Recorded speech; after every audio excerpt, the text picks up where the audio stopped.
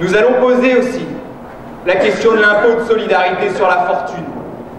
Parce que oui, il est honteux que les 350 000 familles les plus riches de France, qui possèdent un patrimoine de 1000 milliards d'euros, soit la moitié du produit intérieur brut français, que ces familles-là, elles bénéficient d'une réduction d'impôt qui est une réduction d'impôt de 33 € par jour. La suppression de l'impôt de solidarité sur la fortune, c'est un cadeau de 33 € par jour pour ces 350 000 familles-là. Ils nous disent, bon, maintenant ils disent qu'on a le droit de poser la question. Merci. Donc on va poser la question. Mais ils nous disent, on va évaluer.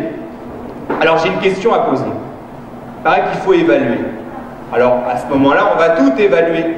Par exemple, ils ont baissé les APL, les aides au logement, de 5 € par mois. Vous vous souvenez? Et Emmanuel Macron s'était adressé aux propriétaires en leur disant, je vous demande, parce que les propriétaires, les patrons leur demandent, les autres on leur impose. Enfin, en l'occurrence, il leur avait demandé de baisser les loyers de 5 € pour compenser la baisse des APL. Eh bien, on va évaluer.